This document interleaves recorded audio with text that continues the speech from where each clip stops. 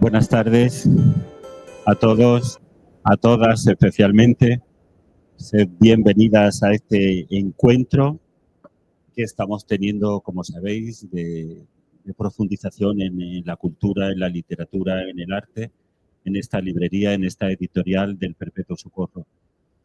La mayoría ya de vosotros, de vosotras lo conocéis. El cuadro que tenemos al fondo es un cuadro muy colorido, que es un huerto cerrado de los maestros del Rin, un cuadro típico del Renacimiento, donde está la Virgen María, están diversos personajes de la Biblia, ángeles, santos, unos están haciendo unas cosas, otros otras, pero hay también dentro de ese huerto, hay también manjares suculentos, hay vinos de solera, hay frutas, hay hortalizas, hay verduras, hay de todo, ¿no? Por eso creíamos oportuno que también esta presentación tendríamos que contar con el tema de la gastronomía, con el tema del sabor, del saber y del poder saborear, ¿no?, la vida. Y para eso esta tarde nos acompaña, está con nosotros Aldo García, que es autor del libro que habéis visto por ahí, que estará por ahí, que el libro se llama Para Ver. Y quien no lo haya comprado todavía, pues lo tiene que comprar, ¿verdad? Y sobre todo comprar y leerlo, ¿no? Porque la verdad que se lee muy bien y es muy agradable y muy amena su lectura. Él viene hoy esta tarde a presentar el libro, a dialogar con nosotros y sobre todo a presentar una novela, entiendo yo, decíamos ante una novela amable, una novela reconciliada con el tiempo que les toca vivir a los personajes, pero una novela que tampoco oculta los sabores y los sinsabores de la vida, ¿no? Las tragedias y las no tragedias de la vida. Es un libro también lleno de sensibilidad en las descripciones que hace. Por ejemplo, yo recuerdo la del Orient Express, cómo descubre cómo estaba hecho todo casi milimétricamente. Y es un libro, en definitiva, para los amantes de la lectura. Sevilla, Bilbao, Constantinopla, París, Budapest, son algunas de las ciudades que aparecen. Es muy interesante el índice, luego él hablará que es el protagonista, es muy interesante el índice porque el índice son todos recetas de cocina. ¿Eh? El libro de la Bueno, de pared. los libros, porque son varios. Tenemos desde el changurro hasta el bistec de caballo, que no sé yo cómo estará el bistec de caballo, seguro que alguna lo ha cocinado, la torta de plomo, que es el flan de leche de Leonor, puntos suspensivos, caracoles a la española, migas, conderos. Bueno. Aldo García ha trabajado en la editorial El Visor, sí, El Visor, y en el año 2001 se hace cargo de la librería Machado, que seguro que conocéis y que habéis entrado alguna vez por ahí. Labor que compagina en la edición de libros y ahora en esta nueva faceta de escritor, ¿sí? Que le está yendo muy bien la nueva faceta. Eso de abrir nuevas perspectivas siempre está bien. Pertenece también a la Junta Directiva del Gremio de Libreros de Madrid y el libro lo ha hecho junto con Andrea Cabrera. Para ver, sabéis que ha sido finalista en el Premio Novela Café Gijón 2024. Así que muchas gracias por estar aquí. Gracias, Aldo, por venir esta tarde. Y bienvenidos también a todos aquellos que nos estáis siguiendo por las redes, por YouTube, por todos los medios. Y bienvenidos. Muchas gracias. Y empezamos entonces esta presentación, este diálogo. Y la primera pregunta que a mí se me ocurría es por qué la elección de este personaje de la marquesa de Paravere, que no es marquesa en realidad. No, ni era marquesa ni siquiera tenía un título nobiliario. O sea, en realidad, bueno, surge por una comida que teníamos Andrea y yo en Madrid con una amiga común y estábamos hablando de la posibilidad de hacer alguna novela o alguna, sobre todo para Andrea, que es la escritora de los dos, bueno, la que ya había publicado el libro. Y entonces estábamos hablando de cuál es el siguiente libro que podía escribir y nos contó esta amiga que por qué no escribíamos una novela sobre la marquesa de Paravere, que su vida tentaba para una y varias novelas incluso. Claro, yo solo conocía a la marquesa de Paravere, digamos, por sus libros de cocina. No conocía su vida, ni qué había hecho o qué había dejado de hacer.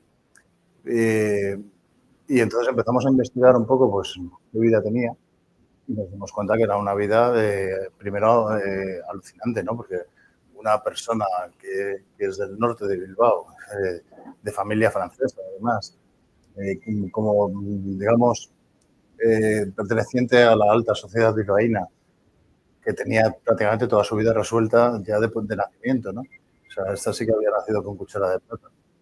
Y, y que, y que, y sobre todo, que fuese una persona que había ganado un concurso de sevillanas en Sevilla siendo bilbaína, siendo pequeña. O sea, a mí eso ya me pareció el colmo de la personalidad, ¿no? Luego, por otro lado, que su marido, porque se iba a comer todos los días a la sociedad bilbaína, pues decía, pues ahora voy a aprender yo a cocinar para que venga mi marido a comer a casa todos los días. O sea, una persona con esa autoridad y con esa, digamos, definición, digamos, aquí estoy yo, a mí nadie me reta. Pues nos parecía que tenía ya de por sí una personalidad que se podía trabajar con ella. Y luego aparte, pues claro, montar el restaurante para ver en el año 36, en abril, 2 meses antes de que estalle la guerra civil, eso ya nos pareció lo más extraordinario. Luego además estuvimos viendo que había relaciones de espionajes, una serie digamos, de historias por detrás de la Paraveren, de lo que era el restaurante, que nos daba mucho juego narrativamente hablando. Y nos lanzamos a escribir. Muy bien. En el libro imagino que mezcláis acontecimientos históricos, ficción, novela. Cuéntanos un poco hasta dónde es realidad, hasta dónde habéis basado en estudios, en documentación, sí, y hasta dónde es producto de la imaginación, de vuestra imaginación. A ver, documentación hay muchísima. O sea, cada elemento que aparece en el libro que describimos, algún espacio, algún restaurante, algún bar, un café, algún viaje, todo eso sí está documentado porque hemos estado, digamos, estudiando cada detalle, ¿no? Ahora, lo que es real y lo que es ficción, por ejemplo, toda la parte de las asistentes que tenía, eso es ficción. Evidentemente tenían asistentes, pero no sabemos cómo se llamaban, ni qué hicieron, ni cómo fueron sus vidas. Eso es todo pura imaginación. Lo que sí aprendimos es eso, que pues, digamos, la parte de servicio vivía siempre en la parte de arriba de las casas y que tenían, pues eso, unas vidas, realmente eran casi esclavas de sus señores, ¿no? Y entonces, bueno, empezamos a jugar con eso, porque es que una biografía sobre la marquesa de Paravere, que como señora de clase alta, Bilbao, que realmente no tenía mucho, o sea, iba a quedarnos como una novela muy, muy dulce, ¿no? O sea, pues, si no tenía ningún problema, ni tenía ningún tipo de conflicto, pues iba a ser como pasear por un jardín tipo El Retiro, no, pues, sin ningún tipo de presión. Así que decidimos que teníamos que hacer un contraste entre la vida de esta marquesa, o bueno, de esta señora de clase alta, y la vida de las personas que están a su alrededor, principalmente el servicio, claro. No hay nada que se oponga más a una persona que está de la clase alta que a una persona que sirve a esa clase alta, ¿no? Entonces, claro, fuimos construyendo historias paralelas para que la novela tuviera, digamos, consistencia. Y luego ya, aparte, pues ya lo llevamos hasta prácticamente el final de los días de la marquesa, junto con ella, ¿no? Sí, ella tiene una relación también cómplice con el servicio, sí. o sea, que tampoco es una relación como muy distante, sino una relación, por lo menos lo que yo he percibido, es una relación como muy cómplice, de ayuda mutua también en ciertas ocasiones, comprensiva, etcétera, etcétera. Bueno, es que lo poco que sabemos de ella, efectivamente, ella evidentemente sí tenía los dos planos, o sea, el servicio y digamos la parte de clase alta, y sí los separaba, pero sí que hemos registrado en varios documentos que hemos encontrado de ella, que ella sí tenía una cierta humanidad en cuanto a ver a las personas. O sea, ella no, si por ser una persona que actúa a su servicio, no tenía que ser déspota con ella, ¿no? O sea, podía ser perfectamente una persona humana que si necesita un día libre, pues si se lo puede dar, se lo va a dar. Si necesitan, por ejemplo, hay un momento en que hay una persona que cae enferma y ella llama al médico para que venga a curarla, cuando ella no tiene ninguna obligación en hacerlo, ¿no? En ese momento menos. Pero sí que tenía cierta sensibilidad hacia las personas que tenían problemas, ¿no? De hecho, ella colabora o imparte los cursos de cocina en la parroquia de San Vicente Mártir de Abando, creo recordar.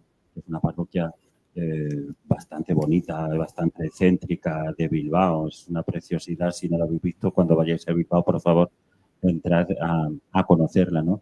Y ella tiene ahí como ese toque de enseñar, de aportar algo a la sociedad. Me interesa mucho el perfil psicológico de ella y vosotros también. Imagino que antes de coger la pluma y el papel, habéis pensado psicológicamente esta mujer cómo es, ¿no? Sí, bueno, leímos dos libros para empezar. Sobre todo hay uno que es el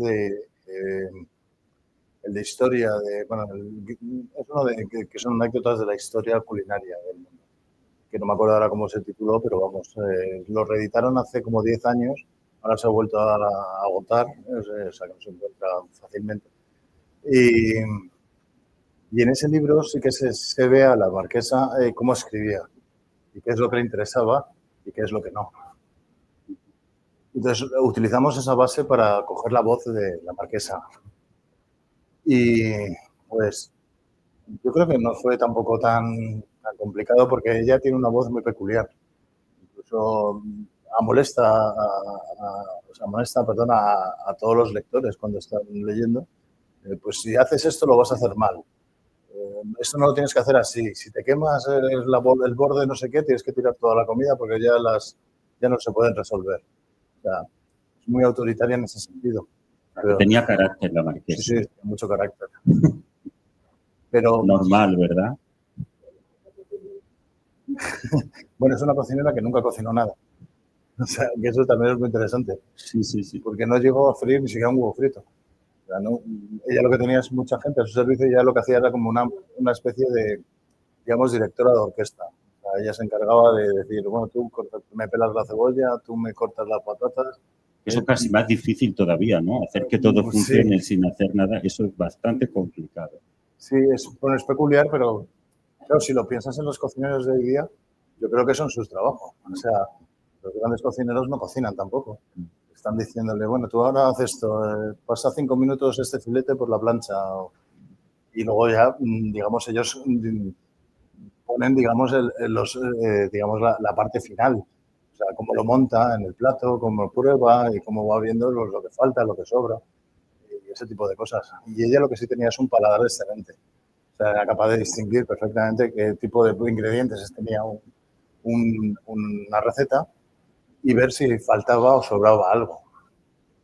Y en eso sí que eso es lo que, digamos, era su cocina, el paladar que tenía. Ese paladar tan exquisito.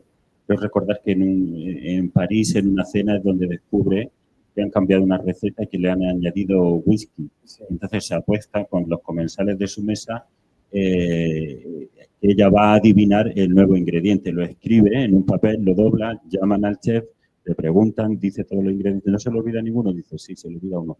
Y el chef dice, whisky viejo. Y ella abre el papel y estaba escrito whisky. O sea, que tenía un paladar fino. Sí, efectivamente. Bueno, creemos que sí, claro, porque todos estos son documentos de la época y no tenemos cómo comprobar si efectivamente hizo esas cosas o no, pero esta anécdota, de hecho, la cuenta en uno de sus libros. Y sí, fue a través de la langosta a la americana, que era una receta que entonces se utilizaba mucho a principios del siglo, sobre todo en los restaurantes de París. Y que, bueno, es una langosta a la que le disfrazan totalmente para que no sepa langosta nada, y porque le ponen todo tipo de cosas. Y ella fue capaz de identificar que además le habían añadido whisky, lo cual, claro, hay que tener en cuenta que la langosta a la americana tenía chili, tenía pimientos, tenía no sé qué, o sea, era una masa que menos langosta tenía de todo. y que sepa distinguir el whisky, pues la verdad. ¿Y por qué Marquesa? ¿Por qué busca el seudónimo de Marquesa de Paravere? Hay tres teorías de por qué se llama Marquesa de Paravere. La primera es que fue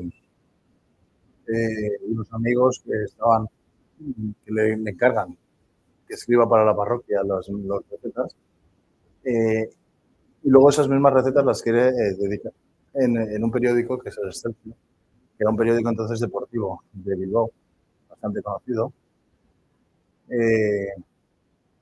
Entonces le dice, sí, lo que pasa es que en el Excelsior, si vas a escribir, no puedes firmar como Maruchu, que es como ella escribía y firmaba en las cosas de la parroquia. Tienes que buscarte un nombre más sonoro.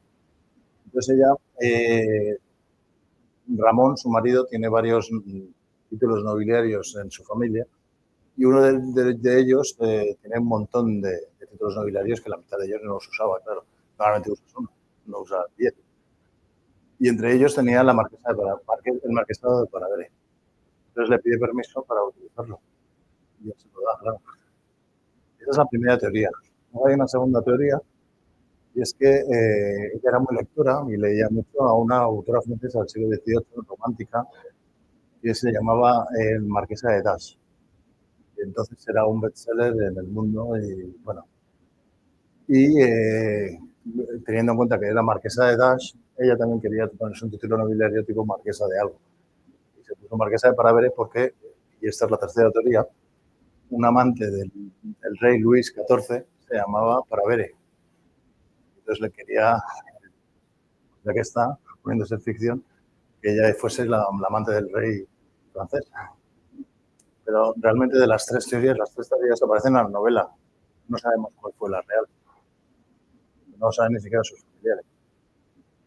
Ahora que hablas de los familiares, ¿habéis conseguido contactar con los familiares, con los descendientes? ¿Habéis entablado diálogo con ellos? ¿Habéis preguntado cómo ha sido la relación? ¿Qué opinan ellos también de ella? Bueno, ellos estaban al principio un poco asustados porque supieron que estábamos escribiendo una novela sobre la Paravere cuando ya estaba editada. Entonces, claro, me decían, pero ¿qué habéis puesto? ¿Qué habéis escrito? Hemos encontrado y hemos hecho una historia que realmente la Marquesa de la Paravere es, digamos, en la parte troncal de la novela, pero no es una biografía al uso, es una biografía, digamos, que vamos poniendo los datos de su vida y vamos poniendo cosas de su vida, pero luego toda la historia, toda la acción recae sobre los personajes secundarios que hay en cada momento, ¿no? O sea que tampoco es una novela que vayamos a tocar tanto la vida de la Marquesa de Paravere como la reacción que provoca la Marquesa de Paravere en nuestras vidas, ¿no? Luego, cuando se lo leyeron, nos dieron las felicitaciones, primero porque habíamos conseguido rescatar la memoria de la Marquesa de Paravere, que estaba un poco como decaída, ¿no? Y sobre todo porque después de Simone Ortega, claro, cuando salió el libro de Simone Ortega, la Marquesa de Paravere dejó de tener tanta importancia porque era un recetario más moderno, que utilizaba ya utensilios de cocina modernos y ya era mucho más sencillo seguir una receta de Simone Ortega que de la Marquesa de Paravere. Por otra parte, es muy complejo el libro. Y también utiliza otra serie de... O sea, los hornos, por ejemplo, son de leña. Claro, que tiene un horno de leña hoy en Madrid. Bueno, en Madrid o en España, porque sí. Pues muy poca gente. Y entonces pues, se iba perdiendo un poco la memoria de esta mujer. Y esta mujer yo creo que tiene mucha vida que merece la pena, no solo por las recetas de cocina, sino también por las dificultades que vivió y que tuvo que, digamos, tratar con todas ellas. La primera dificultad, claro, es montar un restaurante a 2 meses de que caiga la guerra civil. Eso ya es tremendo. Y que además la CNT, el sindicato anarquista, se la confisque el restaurante, pero la mantengan, digamos, al mando, porque necesitaban un restaurante de lujo en Madrid para poder agasajar, digamos, a las periodistas y a la gente que venía a cubrir la guerra civil en el Madrid republicano. Y entonces le dicen, bueno, la llaman camarada marquesa y la camarada marquesa pues se remanga y dice, pues pues aquí me quedo cocinando. A mí me da igual que sea el jefe o quien no sea, yo aquí voy a seguir cocinando mientras pueda. Eso me parece como que habéis hecho un documento histórico también, no sé si historia y ficción mezclados a la vez, pero sobre todo reflejando cuál era la vida real de ese tiempo que le toca vivir a ella. Y como tú bien dices, no solamente es una biografía, no solamente vamos a encontrar una biografía de la marquesa, sino un modus vivendi de la sociedad española de aquel tiempo, que eso es una fotografía muy interesante, ¿no? Cómo era la vida cotidiana, cómo eran las relaciones, cómo era la economía, la sociedad de todo ese tiempo. Eso imagino que os ha llevado también muchas horas de estudio y de documentación, aunque tú eres historiador y juegas con ventaja.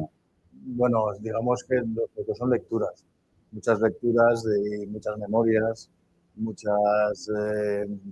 evidentemente, cada vez que tocábamos algo que tuviese que ver con la guerra civil, teníamos que ver qué pasaba en ese momento en ese espacio.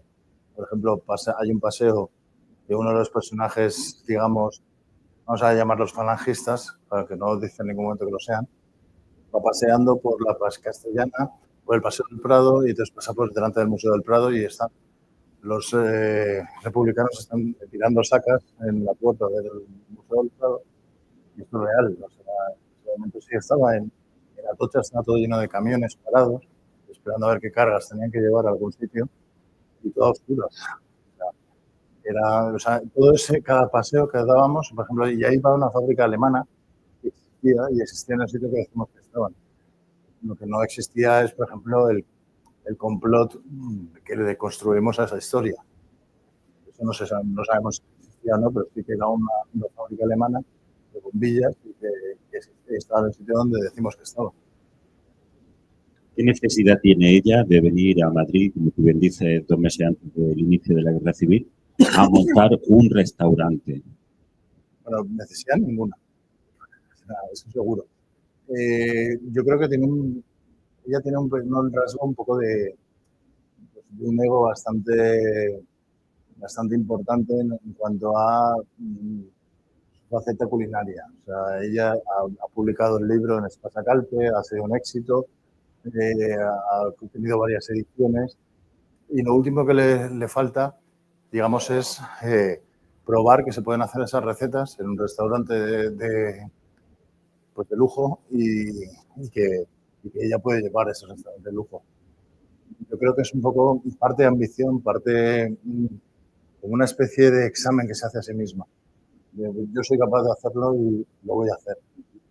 Y tiene una familia numerosa de 8 hijos, tiene un marido que la deja entre comillas, perdón, y lo de la dejar son fatal, pero le permite, o sea, como pareja, pues llegan al acuerdo de que sí, que vaya a Madrid a montar el restaurante. Bueno, llegaron al acuerdo antes de que empiece la guerra civil, claro. O sea, si hubiese empezado la guerra civil, a lo mejor no hubiesen llegado a ese acuerdo. Pero digamos que Ramón en todo momento siempre creo que fue una persona comprensiva con ella. O sea, siempre la apoyó en todo lo que hacía, pero claro, él no quería irse de su Bilbao. Aunque él era de San Sebastián en realidad, pero bueno, toda su vida había crecido en Bilbao y la había desarrollado en Bilbao. Y tampoco me extraña porque, a ver, él tenía 60 años aproximadamente, entonces la marquesa de Parabel tenía 58 años y era pues como, a ver, vamos a llegar a la vejez y en realidad nos separamos justo ahora. Es un poco extraño, pero yo creo que es un poco el problema de la ambición de ella de probarse. Y de estudiar tanta cocina, de saber tanta cocina, porque el libro de la cocina completa que está por ahí en el escaparate, si habéis pasado por la puerta, habéis visto el precioso escaparate que han montado Pilar y Paloma, y es una belleza de escaparate. Y si leéis el libro, está todo escrito exhaustivamente.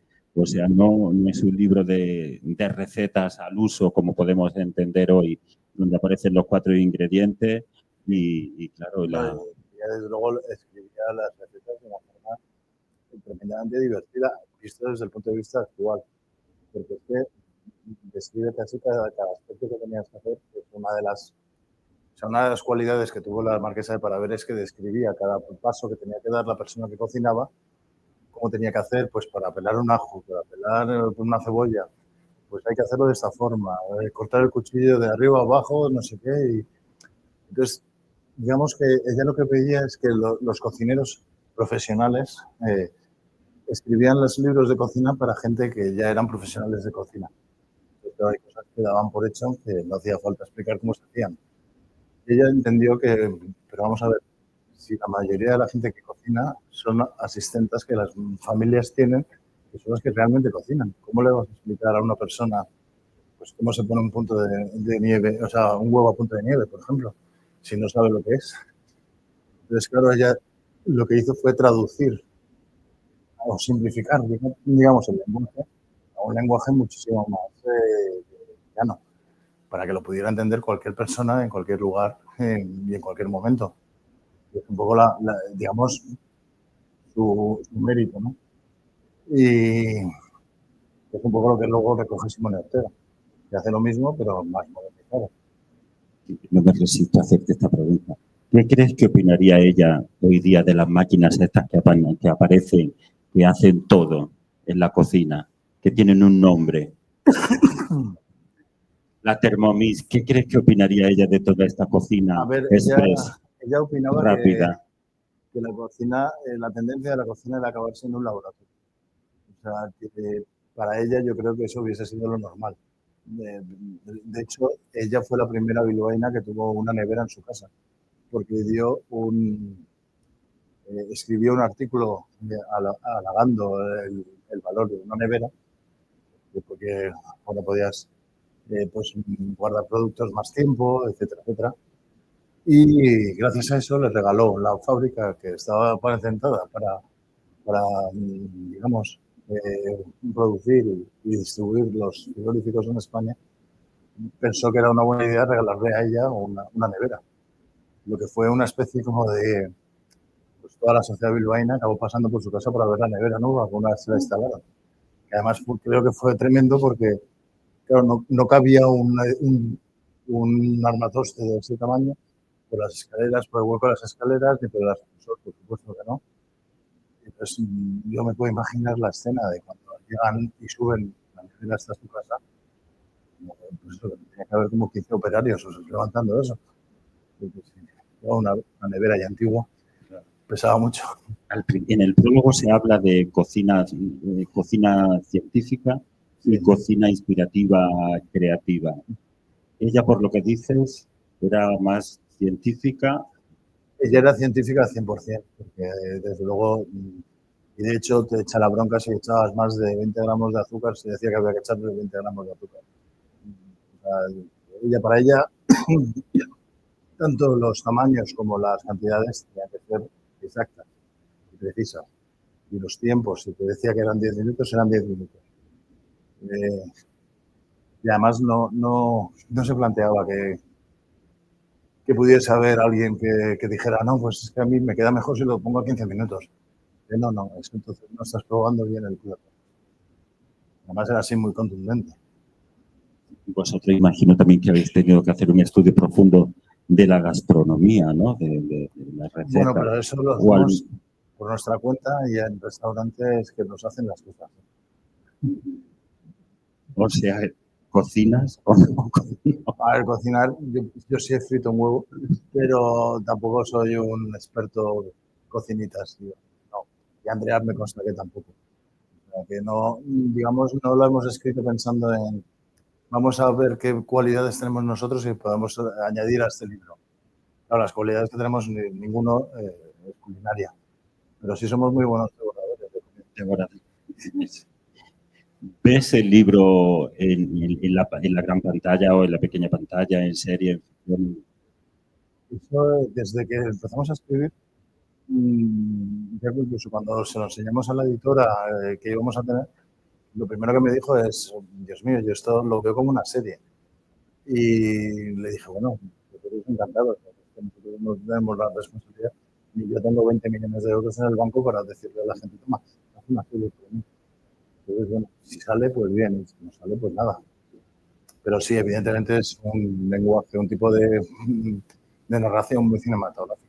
Muy visual también. Porque te hace imaginar cada escena, cada momento, cada acontecimiento.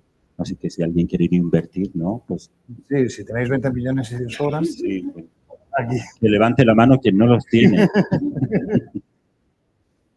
Bien, bien. Pues también acerca de la escritura quería preguntarte varias cosas. La primera de ellas es cómo se escribe un libro a 4 manos. Pues, a ver, primero porque tenemos una relación muy, muy íntima desde hace muchos años, Andrea y yo. O sea, nos conocemos hace 32 años, nos conocemos en la Escuela de Letras, además, con la escritura. Y digamos que pues fue bastante sencillo. O sea, yo más o menos me encargué de la parte de la guerra civil y la posguerra, y ella se encargó de la primera época de la Belle Époque. Y íbamos, pues íbamos escribiendo un capítulo, nos mandábamos cuando terminábamos el capítulo, lo mandábamos, y el otro lo repasaba, revisaba, hacía las correcciones que diera y se la volvía a mandar a la persona que la había mandado primeramente. Y así íbamos construyendo, digamos, pues toda la novela. Luego lo que pasa es que quedaban algunos huecos, algunas calvas en la historia que teníamos que rellenar con otros capítulos y al final pues, fuimos rellenándolos. Porque además tenía que tener coherencia toda la historia, ¿no? Yo me encargué de algún capítulo de la primera parte y ella se encargó de algún capítulo de la segunda parte. Pero vamos, y luego estuvimos un año entero, estuvimos 2 años escribiendo y luego un año entero corrigiendo. O sea, en realidad todo el proceso fueron 3 años. Como eres editor, conoces bien este proceso. ¿Qué hace que un editor de libros se lance a escribir un libro? Pues porque no estábamos pensando en escribir un libro, estábamos pensando casi en un juego, como vamos haciendo esto y vamos íbamos hacia adelante, pero sin ningún tipo de compromiso, no teníamos ninguna presión, ni nadie que nos dijera, oye, ¿cuándo vais a tener el libro? O sea, mi padre se enteró que iba a editar un libro cuando se lo dijo la editora. Tengo el libro ya a punto de tener el de tu hijo. Mi padre se quedó como que mi hijo ha escrito un libro. Y yo, que con eso te digo todo, no íbamos publicitándolo por ningún sitio ni nada. Y en parte nos dio una libertad para hacer lo que quisiéramos que de otra manera no hubiésemos tenido. Ahora si me dijeran que tengo que escribir otro libro con Andrea sobre lo que sea, pues me costaría porque probablemente tendría primero que planificarlo, tendría que pensar en la estructura, el narrador, entonces ya me vería como obligado a hacer algo que a lo mejor no es lo que me apetece. ¿De qué salud goza el libro de papel hoy, tú que te dedicas al mundo de los pues libros? Pues goza muy buena salud porque en los últimos años ha incrementado las ventas en un 5% año a año. O sea que aproximadamente hay un 20% que han subido en los últimos 5 años. Y la verdad es que ahora mismo estamos viviendo como una época dorada del libro en papel. Bueno, el libro en papel, voy a decir en realidad que el libro digital es que ni siquiera ha arrancado. Pues el libro digital supone el 5% de la producción anual en España. El 5%. Pero, por ejemplo, en un sitio como Japón o como Estados Unidos, que son más propicios al libro digital, nunca han pasado del 15%. O sea que claramente la gente prefiere leer en papel. ¿Qué ingredientes tiene que tener un buen libro? Esta es una pregunta muy tópica y muy típica, pero ¿qué ingredientes tiene que tener un buen libro, una buena novela? Pues, a ver, si hablamos de una buena novela, pues yo creo que tiene que tener una narración, primero que se lea muy fácilmente, o sea, que sea que te enganche desde el principio y que no... Tiene que tener, hay una serie de cualidades que tiene que tener por narices, ¿no? O sea, pues por ejemplo un narrador que te explique todo desde el principio y que sepas guiar, y, o sea, que tengas la voz del narrador, que tengas la voz de los personajes, tiene que ser coherente. Y luego pues una historia interesante, claro. Si una historia interesante, por muy bien que escribas, no consigues sacar un libro adelante. Muy bien. Pues vamos a abrir un turno también de preguntas breves para quienes queráis hacerle alguna pregunta a Aldo. Y así mientras él respira un poco, bebe agua, porque lo tenemos... Es que además estoy constipado y se nota que de vez en cuando me ahogo. En fin. Y así le dejamos que respire un poco. Así que no sé si queréis hacer alguna pregunta, levantáis la mano, formuláis la pregunta. Si habéis leído el libro, qué expectativas tenéis, qué os ha parecido, qué os da curiosidad. Bueno, contando y ya no me voy a morir, ¿no? ¿Sabes? Porque yo no conocía la historia. ¿El restaurante funciona así en Madrid o no? No, el restaurante, el primero que lo hizo detrás de Sol, que era en Espocimina con Cádiz, ese desapareció con la Guerra Civil. O sea, cuando termina la Guerra Civil tienen que cerrar. Y luego está 2 años sin hacer restaurantes ni nada, pero está aburrida la pobre mujer y vuelve a abrir otro en la calle Villanueva, perdona, 7, que ahora es una tienda de alfombras. Pero vamos, ahí estuvo casi pues 20 o 30 años, porque ella, evidentemente, hasta los 70, primeros 70. Lo que pasa es que la llevásela para Veré solamente acabó hasta el año 45, 46 aproximadamente, que fueron 2 años. O sea, lo abrió en el 41 y en el 44, 45 lo vuelve a cerrar. Bueno, lo traspasa a un bueno, eso lo cuento en la novela, o sea que tampoco te lo voy a contar ahora. Pero bueno, se lo pasa a uno que quiere hacer cocina italiana de repente y dice, pues esto no tiene nada que ver con la Para Ver. Porque ella una de las cosas que quería reivindicar es que tampoco había ningún libro sobre la comida española. Y ella eso le encendía muchísimo. Que cómo puede ser que la cocina española, que es tan rica, sobre todo la vasca, pues toda la del norte, no tuviera un libro de referencia donde se pudiera explicar, pues eso, cómo se hacían los platos, que no tuviera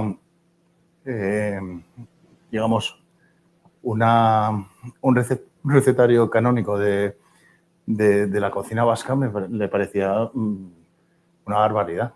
Ella está acostumbrada, ella viene de padres franceses, está acostumbrada a la cultura francesa, que la cultura francesa, la parte culinaria, siempre ha sido muy poderosa, sobre todo a partir del siglo XVIII. Y entonces ella decía, ¿cómo es posible que en España no hubiese nadie que se hubiese puesto a esto? Entonces existía, Pardo Bazán escribió un recetario, sobre todo de la cocina gallega, pero bueno, de la cocina española más o menos. Lo que pasa es que ella decía que Pardo Bazán, a la que admiraba mucho como escritora, no sabía decir, no sabía explicar las cosas como había que explicarlas, y además se enredaba con recetas que no tenían mucho sentido. Y ella quería hacer pues, las recetas típicas, las que ella conocía de Bilbao de toda la vida. O sea, que ella corregía a Pardo Bazán. Bueno, más que corregir, digamos que sí la podía corregir, pero bueno, no exactamente corregir. Dejémoslo ahí. Otra pregunta. ¿Ninguno de sus hijos se dedicó después? Ninguno. Tiene 8, sí, pero bueno, tiene, que yo recuerde, son 3 chicas y 5 chicos. No me acuerdo si son 4 chicas y 4 chicos, la verdad. Pero, digamos, los que más han seguido a ella, o más se han implicado con el tema de la cocina y con la vida de la marquesa, uno es abogado, y ha sido abogado toda su vida, que era como su padre, Ramón. El otro, si no recuerdo mal, creo que también tenía algo que ver con derecho, pero no sabría decirte si era abogado o si ejerció de abogado, de economista o de algo parecido. Sí, Víctor, que es uno de los personajes que aparece en la novela, vive. Y Víctor, el hijo de Víctor, perdón, que se llama Gonzalo. No, los hijos han muerto todos. Los nietos, perdón, sí están vivos. Ya son muy mayores, algunos tienen ya casi 90 años, pero siguen vivos, sí. Y luego lo que conocí es a los bisnietos, que son de mi edad aproximadamente, son unos 50 años. Y claro, con ellos sí que te puedes hablar, pero claro, ellos no han conocido a la marquesa de Para Ver.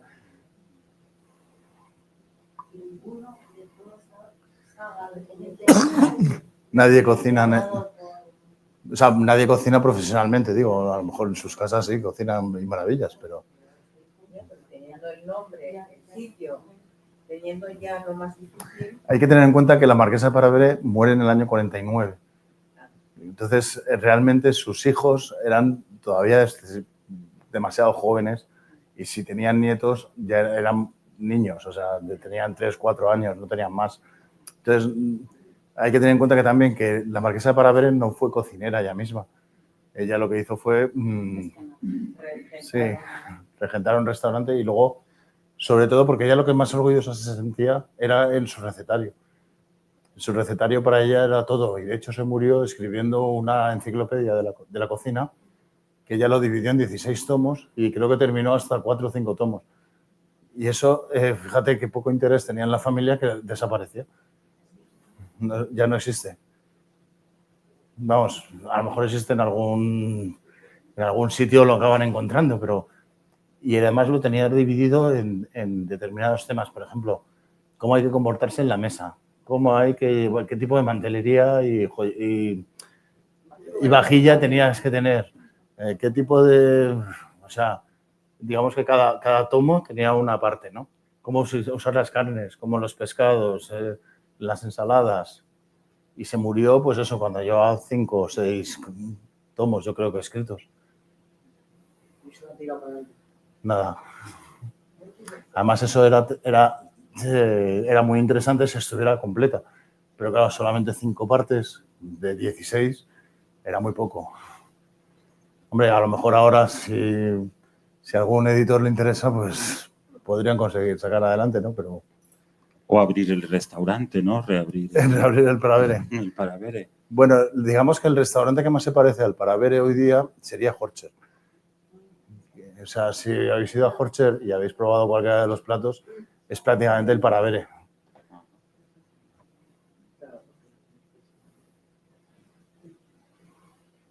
¿Alguna pregunta? José. ¿Cómo se puede expresar la receta como antecedentes ¿De la, perdón? ¿Cómo se puede expresar en la receta, el título de la receta del capítulo? Ah, vale. El desarrollo de la... Pues eso fue una cosa que se nos ocurrió porque, claro, estábamos hablando de recetas de cocina y en capítulos que no tenían nada que ver con cocina o que tenía algo que ver, pero muy trascendentalmente, se nos ocurrió que podíamos utilizar los capítulos para poner nombres de las recetas e intentar también tocar un poco la temática que está por venir en el capítulo. Por ejemplo,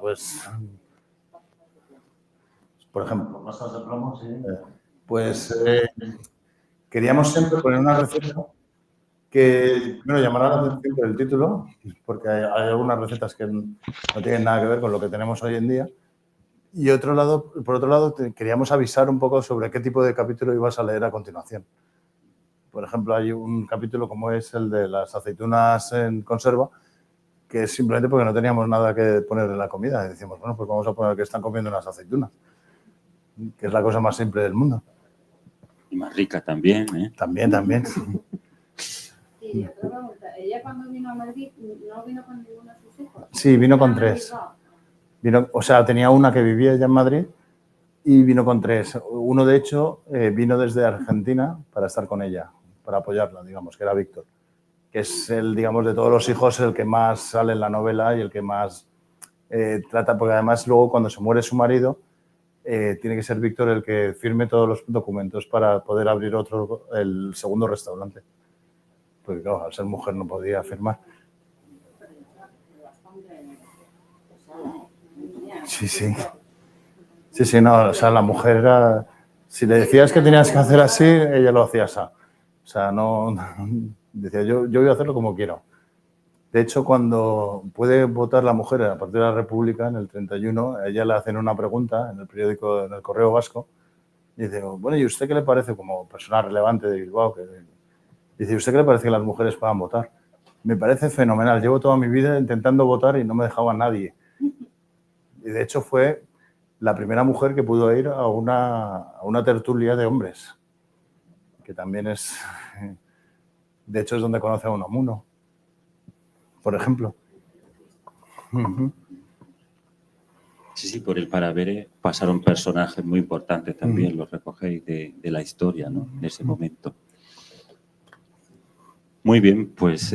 Sí, bueno, de hecho, una de las partes de las que no he hablado, porque evidentemente, pues si hay mucha gente que no se ha leído la novela, pues evidentemente no te voy a hablar.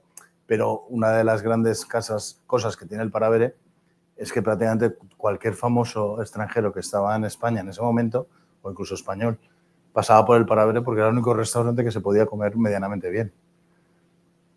Y entonces, bueno, pues entonces vinieron por aquí Hemingway, vino John Dos Passos, Molrox, Saint-Supéry. O sea, prácticamente todos pasaron por el Paravere en algún momento. Lo que pasa es que hay muy poco, esto es muy complicado de documentar porque los republicanos no querían que se sacaran fotos ni que hubiera documentos explicando que había un restaurante de lujo abierto en Madrid, en el Madrid del asedio. Que la gente comía muy bien, o sea, que había gente que podía comer muy bien y sacaran fotos además del tema, como diciendo, no está, claro, en realidad no estamos tan mal. En realidad, claro, ellos lo que querían es que se viera la miseria. Y esto es uno de los engorros que tiene Barea, Arturo Barea, que era, digamos, el que se encargaba de los corresponsales extranjeros en España. Entonces, claro, él estaba siempre protestando porque le pedían que sacaran, que tenían que sacar cómo era vivir en el Madrid de la Guerra Civil. Y él explicaba, no, es que no me podéis decir que estáis comiendo en un restaurante de lujo porque me hundís. O sea, lo que yo tengo que conseguir es que digáis que estamos todos en la miseria. Y bueno, al final es la guerra propagandística de siempre, ¿no? O sea, que ella tenía acceso a todo tipo de... Es que la CNT... No estaba, le suministraban todo. ¿No? Todo no, pero bastantes cosas porque la CNT, digamos, era el sindicato que se encargaba de las provisiones. Entonces, claro, ellos sí tenían acceso a cualquier cosa que necesitara. Entonces, no les mandaban todo, pues muchas recetas, luego tenía que reconstruirlas con otros ingredientes, pero sí les llevaban bastantes cosas. Y luego ella, al ser francesa, tenía en el consulado francés, le traían cosas desde Francia. Entonces ella pedía a su hermana que vivía en Francia, oye, mándame, yo qué sé, 10 kilos de chocolate. Y le mandaba 10 kilos de chocolate. Bueno, no siempre, ¿eh? Sí, o sea, tenía varias fórmulas para conseguir ir encajando, digamos, las recetas. Era un restaurante para recibir a las personalidades que venían. Sí, o sea, allí de hecho, por ejemplo, estuvo el embajador ruso, que se llama Rosenberg, que era un polaco en la época. Estuvo, pues eso, todos los grandes escritores que vinieron a contar la Segunda Guerra, la Guerra Civil. O sea, ellos, digamos que querían mantener abierto un restaurante medianamente de lujo, con una cierta comodidad, para poder tener algo que ofrecer a esto, agasajar, digamos, a estas personalidades. Claro, que no te podías quedar a comer todos los días, porque estaba lleno, claro. Y además no había dinero para pagar todo lo que tenía que pagar para comer bien. Pero bueno. Sí. De hecho, la novela empieza así. Empieza cuando ella empieza a viajar. Empieza viajando a París, a Londres, ya he dicho Bucarest, a distintos lugares. Y en cada lugar tenía un cocinero conocido y desde luego hablaba con todos. O sea, ella no tenía ningún tipo de pudor a la hora de coger al chef y decirle, perdona, pero esta receta, ¿cómo has hecho? ¿Qué has hecho aquí? Y iba tomando notas. Y de hecho, Escoffier, que es uno de los grandes cocineros franceses de principios del siglo XX, tiene una correspondencia muy larga con ella. Y luego también tiene, por ejemplo, un español, que es el Valladín, el aragonés, que también es prisionero en la Guerra Civil. Bueno, tiene una historia que también lo contamos en la novela, con lo cual no, pero también tuvo mucha relación con él, porque además era el cocinero de los condes del Infantado, que eran también familiares de Ramón. Pues una de las cosas que hemos comprobado en este libro es que Ramón, el marido de la marquesa de Paravere, está relacionado con todo el norte español, nobiliario, ¿eh? O sea, es algo tremendo. Cada vez que encontrábamos un echagüe por allí empezamos a investigar y efectivamente era el primo del marido, o algo parecido, vamos. Muy bien. Pues muchas gracias, Aldo, por estar aquí con nosotros. Os invitamos insistidamente a que leáis el libro, porque el libro verdaderamente, una vez que se empieza, es difícil de de dejarlo. Me imagino que ahora estáis en plena promoción también del libro y queréis darlo a conocer, y porque es una novela que ha sido premiada, como decíamos antes, y reconocida. Y me imagino que ya estáis en los fogones del próximo libro, ¿o no? Todavía no, porque no, todavía estamos, digamos, con este. Y hasta que no terminemos con este, bueno, ni siquiera nos plantearemos el siguiente. De hecho, este ahora me ha llamado la editorial para decirme que están en la segunda edición. La segunda edición. Sí, que están en imprenta. Qué bien, qué Así bien. que bueno. Pues después de esta tarde aquí yo creo que llegará la tercera edición, ¿no? O la cuarta. Esperemos. Muchas gracias, Carlos. Te vamos a entregar, aquí tenemos costumbre de cada vez que viene o tenemos una presentación, que viene un autor, regalamos el libro anterior que hemos presentado con una dedicatoria al autor siguiente. El papel te gusta. Sí, lo que no sé por dónde se abre. Por donde quiera. Y tuvimos hace poco la presentación de la novela de Carlos Solemans, que estuvo aquí con nosotros, otro libro también que está yendo, que está funcionando bastante bien, que es una novela sobre espías, sobre su padre fundamentalmente, y que es una maravilla de novela.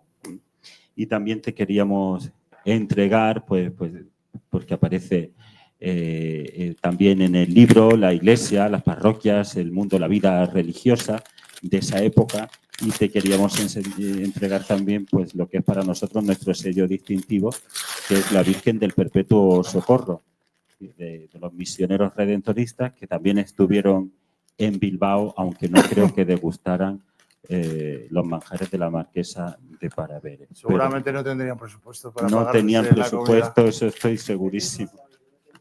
Bueno. Así que pues muchas gracias. Y ahora, pues, todos los que queráis comprar el libro o que os lo firme, pues se lo firme. Gracias.